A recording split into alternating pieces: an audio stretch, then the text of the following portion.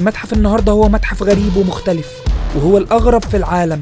Welcome to the Disgusting Food Museum here in Malmö, Sweden. لو انتوا عايزين ترجعوا من الأكل اللي هتشوفوه جوه ده نرجع فيه.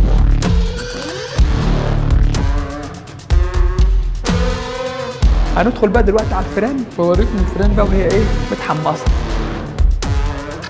احنا داخلين مرحلة الديدان والحشرات.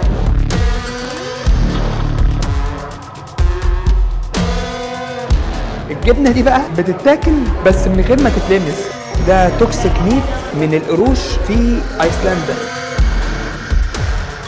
الفلاحين في مصر كان دايما يجي يقول لك ايه، انا عايز اكل جبنه مش بدودها. انا بقى لقيت الجبنه الايطالي اللي بدودها. The one thing that unites us all is food, so it's a very good way to get the message across.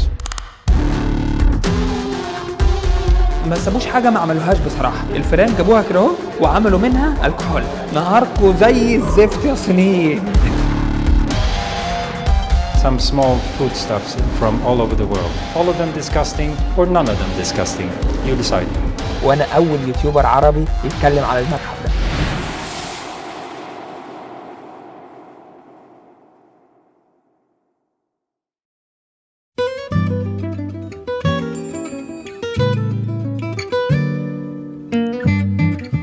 زرنا متاحف كتير حوالين العالم، وشفنا استكشافات عظيمة ومختلفة مع بعض في الفيديوهات والأفلام الوثائقية اللي صورناها قبل كده.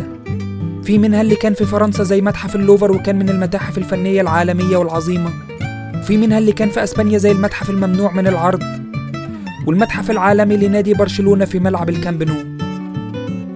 بس متحف النهاردة هو متحف غريب ومختلف، وهو الأغرب في العالم. متحف الأكل المقزز أو المقرف Disgusting Food Museum. ده في السويد في مدينة مالمو، وأنا أول يوتيوبر عربي يتكلم على المتحف ده. هتحرك دلوقتي بالعربية عشان ألحق أوصل وأصور لكم اليوم من أوله. يلا بينا. The destination is on your right. Disgusting Food Museum. Welcome to the Disgusting Food Museum here in Malmö, Sweden. اسمه أليكس هيشرح لنا إيه اللي هيحصل جوه معانا في متحف الأكل المقزز أو الأكل المقرف. How much is the ticket of this museum? 200 Swedish krona. This is what we call tickets. لو انتوا عايزين ترجعوا من الأكل اللي هتشوفوه جوه ده نرجع فيه. Come inside, you'll find a couple of these. This is a smelling jar. In the floor you have a red line. You just follow that around. It will show you everything. Tasting bar bingo. هيلعبوا معانا لعبة البينجو. المفروض ان انا كل لما هجرب حاجة كلها ولو كملت خط واحد يبقى انا كده بينجو كسبت. يلا ننفذ وندخل جوه ونستكشف الموضوع ده. نهاركم زي الفل ويلا بينا. المفروض ان احنا دلوقتي هنتبع الخط الاحمر اللي ماشي في الطريق ده. تمام؟ الخط الاحمر ده.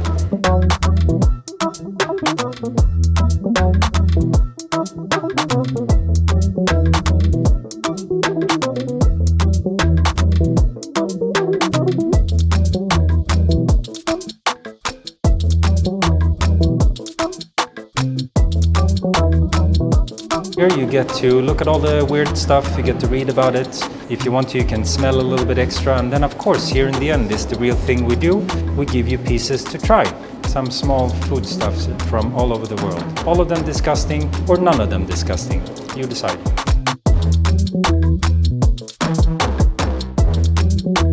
طبعا يا جماعة كل اللي انا بصوره ده حاجات مش اكل سويدي بس، يعني مش بيتاكل في السويد، لا حاجات جايبينها من العالم كله وحاطينها في المتحف ده. في الاخر هي اكتر انواع الاكل في العالم كله سيئة ومقززة.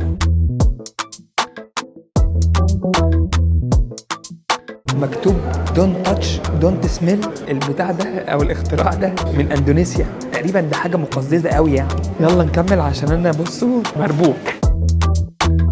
والمفروض ان ده فول سوداني، فول سوداني امريكي. ده مش زي الفول السوداني اللي بيجي لنا كده في الوطن العربي وفي مصر. الفول السوداني الامريكي ده يعتبر من الاكل المشمئز والمقزز اللي موجود في العالم. فاحذروا، الفول السوداني الامريكي ممنوع الاقتراب منه. دلوقتي بقى يا جماعه مرحله ذبح الفئران وشنقها زي ما الاخ ده اهو شانق الفار اهو. بعد كده مرحله التتويج، بعد كده مرحله الذبح والقلي. هندخل بقى دلوقتي على الفئران واوريكم الفئران بقى وهي ايه متحمصه. The other thing is something we like to call sustainable protein sources or alternative protein sources. We have a lot of issues in the world today when it comes to food, so we need to find options. One of them is insects, another thing is lab-grown meat, could be plant-based stuff. So we want to be a proponent for that. We need a change in the world. احنا داخلين مرحلة الديدان والحشرات.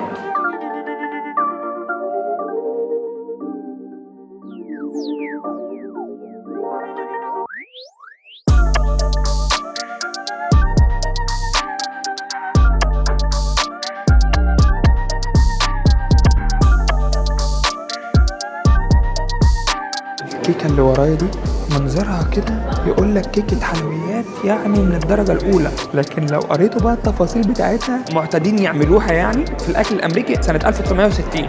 شوفوا بقى المكونات: شوربة طماطم، مايونيز، كريمة بتاعت جبنة مع خضروات، كل ده بقى مضروب في الخلاط مع حلويات.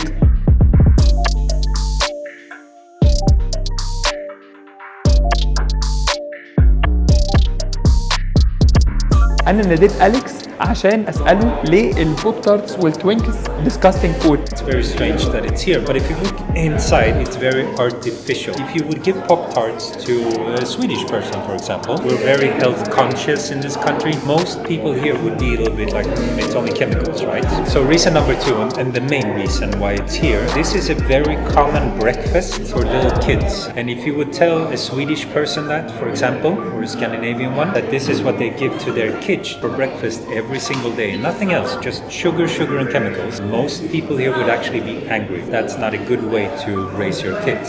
So the disgusting part is more that it's unhealthy. بعد اللي أليكس قاله عرفتوا ليه الدول الإسكندنافية ليها طابع خاص أو ليها أسلوب حياة مختلف تماما عن دول أوروبا التانية وعن أمريكا حتى نفسها. دول رايقة، صحة، نظافة، بيخافوا على عيالهم الصغيرين جدا، الحكومات بتصرف عليهم كويس جدا جدا جدا جدا. واحد من السويد بيتكلم عن توينكز وبوب تارتس اللي في امريكا اللي هو الاكل المتعارف عليه للاطفال الصغيرين هناك كل يوم بياكلوه، هنا هو في السويد قال لك نو، لا.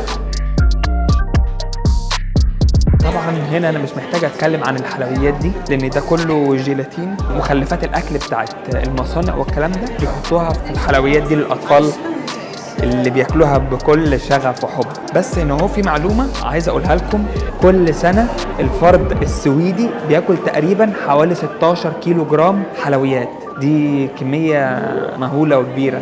حلويات ايه؟ حلويات الجيلاتين. حافظ على الاولاد الصغيرين بقى والجيل الصاعد ونخليهم يبطلوا اكل الكلام ده عشان ده ايه؟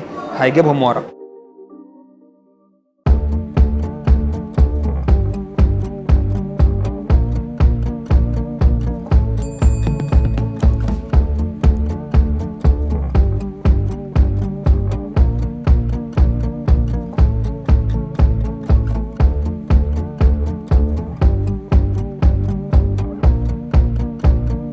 واخيرا بقى لقيت الجبنه الدنماركي. الدنمارك معروفه عنها في منتجات الالبان والجبن والكلام ده يعني ايه؟ توب التوب.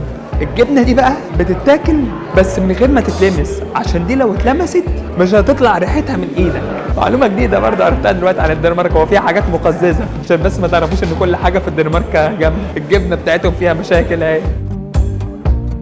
4 years ago, a little bit more than that, the owner, his name is Andreas, and his very close friend Samuel, they had been traveling together for a long time. They love strange things. They're kind of oddballs, both of them, and they've been trying food from all over the world. And they got this idea that disgust as a concept is very subjective. So disgusting for me might not be disgusting for you. And so the idea kind of started there. And so they started to collect some of these food stuffs and told all their friends about it and realized there is an interest.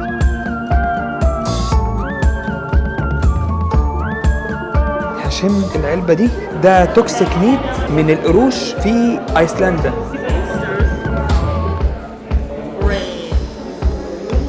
انا عارف الحتة دي ايه. عارفين انتوا البطاس؟ كانت الحتة بتبقى عاملة زي الريحة دي بالظبط. تخيلوا دي بقى تنزل في بطنكم.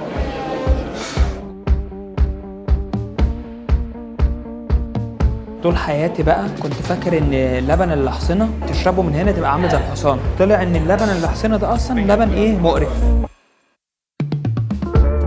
فاكرين فاكرين يا جماعه في الفلاحين في مصر كان دايما يجي يقول لك ايه، انا عايز اكل فطير بجبنه مش بدودها.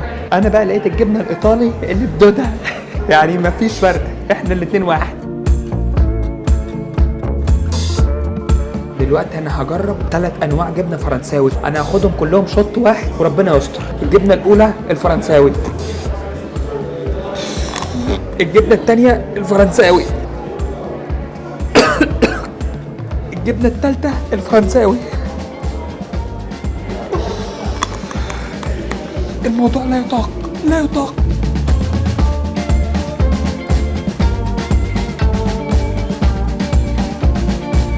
ودلوقتي بقى انا هشم اخر حاجه في المتحف العظيم ده، اسمه ملك الفواكه في جنوب اسيا. لا والله ده ريحته حلوه، ده ختموها مسك بقى، اللي هو ايه، شممك كل الروائح القذره والمقرفه اللي في المتحف. ودلوقتي بقى بيديك هديه، بيقول لك يلا احنا بنقفلها معاك قفله كويسه. ريحتها قلبه جوافه يا جماعه.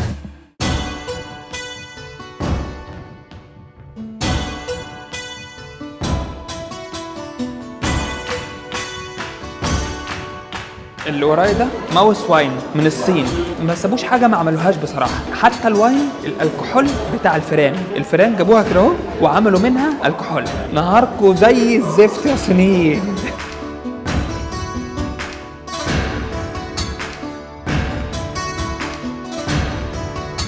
الكيتكات دي موطنها الاصلي UK انجلترا، دي مش كيتكات زي الكيتكات العاديه يعني اللي الناس بتتكلم عليها. في اليابان عاملين حاجه اسمها وسابي كيتكات، معموله من الصويا ومن الجرين تي ومن البطاطس الحلوه، وبيدوها لاطفالهم. والكيتكات دي جايه من كلمه يابانيه اسمها كيتو كاتسو، يعني انت اكيد هتنجح او اكيد هتكسب. وبيدوها دايما للاطفال بتاعتهم خلال الامتحانات.